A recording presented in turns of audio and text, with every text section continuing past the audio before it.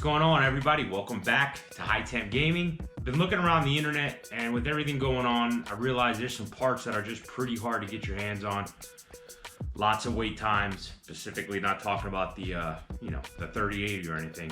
With all that, you can still get your hands on some pretty cool parts if you look around. In today's video, I wanted to do something on the budget side. I wanted to make sure that we can get everything within a budget of $330 or less. So a little bit harder nowadays than it was, 5-6 months ago, but nonetheless, still very doable. Considering that we're doing everything, 90% of it all in the brand new market, it's definitely doable if you get all your parts in the used market, which I always recommend to do.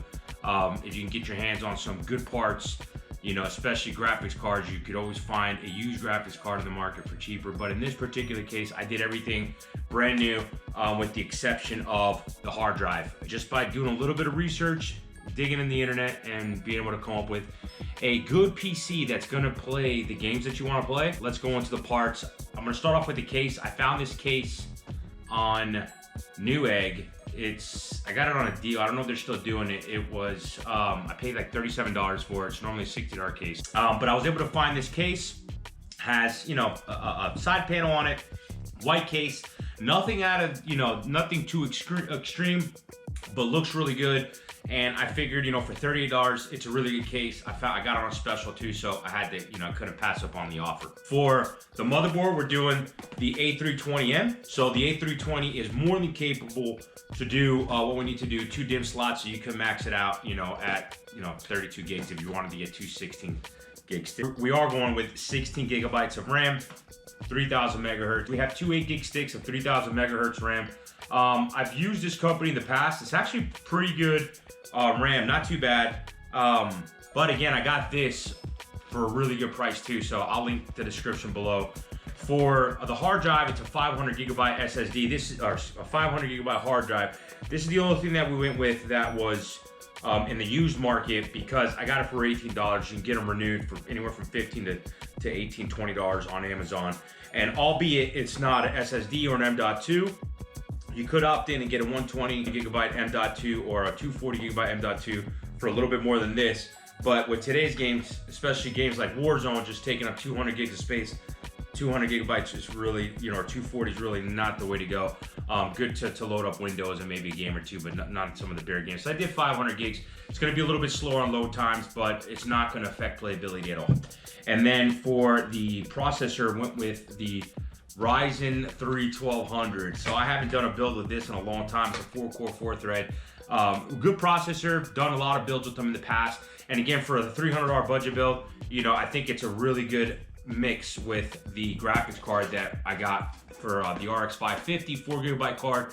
You get a brand new, anywhere from $70 to $90 depending what day you get it. 500 watts power supply, Thermaltake.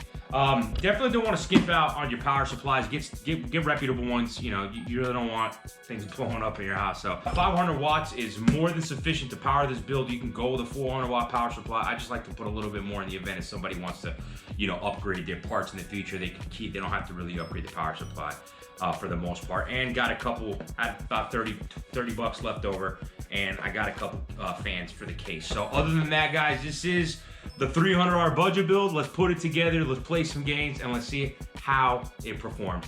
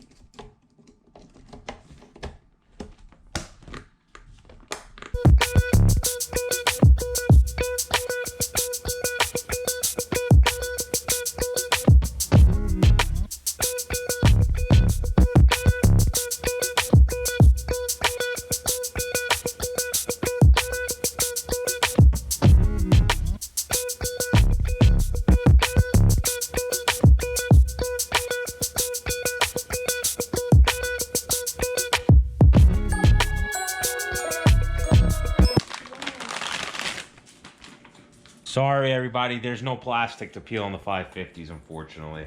Yeah. But Don't line up. it is very compact. You can put it in any build, so pretty good. You got to check which two come out because you can't put these back on. They're not like the next case. You kind of just up and down until they break off. So you want to make sure you get the right ones, or you're gonna have a big hole in the back. Guys, check this out for me. So you put this right here, and it wins down. Look, you guys.